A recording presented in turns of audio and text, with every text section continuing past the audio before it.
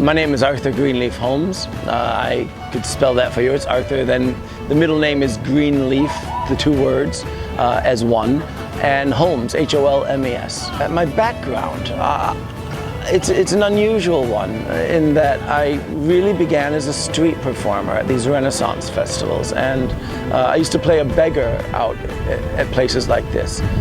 But to really go back to my background, my father was an English professor, and he taught the American transcendentalists. He taught, Thoreau, Emerson, some of Walt Whitman, and I feel that I grew up with the language of poetry, which had kind of lying dormant in me for a while until I was asked to play a poet by a different Renaissance festival. And as I started writing these poems, I believe that I discovered that language was there. And so it's a combination of being a street performer and being raised on literature. For me, a typical day is, there's a lot of performers who like to do their shows and then they sort of sit back and relax backstage, but and again, this is probably the street performer in me. I'm always driven to be out there because I always felt that being on the street and having these one-on-one interactions with people was where you get the most ideas, where you can really challenge yourself and develop your show. So I'm always in between I do 4 shows a day.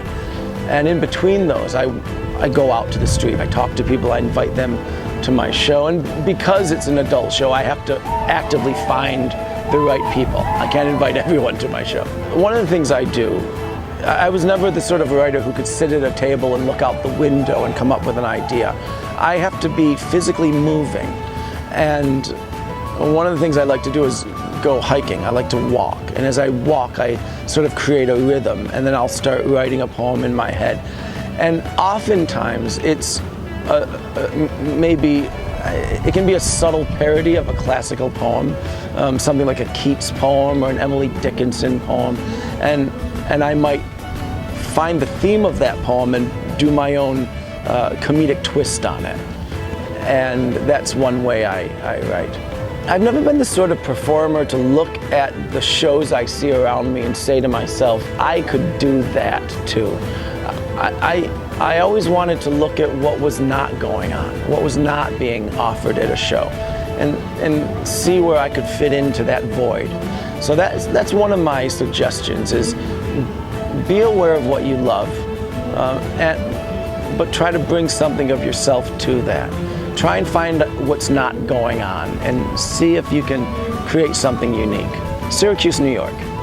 Yeah, I grew up there and got 6 brothers and sisters, and they all do greater things than I do with their lives. I had to find that hook, the immediate hook that would bring people in, and that became the line, would you like to hear something wildly inappropriate? I realized no one would stop and listen to this unless I hook them in that way.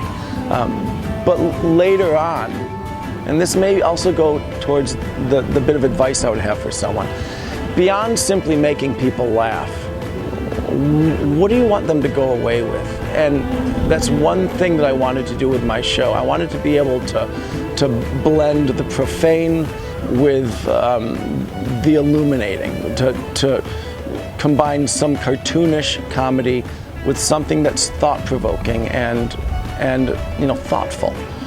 And that's another bit of advice. Once you get people laughing, if you want to do a comedic show, think about what you want to say. And that's what's going to take you to a different place. I've got a website, which is arthurgreenleafholmes.com, simple enough. And also on Facebook, and I'm on Twitter, but I don't use Twitter that much. We like to write a little bit more than the required characters on Twitter. I'm actually approaching my off season, which begins after the show ends after next weekend. After that, then we go down to Florida in January and February. I do mostly Renaissance festivals. I do a show near Dallas, and then after that, in the summer, I'm up in upstate New York at the Sterling Renaissance Festival, and after that, it's kind of unclear. But I'm also looking to take the show to comedy festivals, to fringe festivals, busker festivals, and I'm especially eager to see if there's a way for me to take this to England and Ireland, to take it to Europe. It's not like I'm especially attached to the Renaissance. In fact, I actually think that this character is more of an early 19th century poet. The poetry I tend to lampoon is a little bit more romantic era, but these festivals, they do something unique. They give you a chance to perform in front of a changeable, living stream of people. And you have to be good enough to keep their attention, but it also allows you to leave the framework of your script, your prepared material, and explore what's going on in front of you. And that's what for whatever reason, that's the kind of performer I've always seen myself as. I really like exploring something unique with every show. And that's why I do these shows. Renaissance fairs have plenty of critics, but they do give you something that you can't find anywhere else. And that is that living, changing, dynamic environment. When I think of how this show came about, I mentioned the poetry and the literature. I love John Keats's poetry. I love Wordsworth. I love Robert Frost.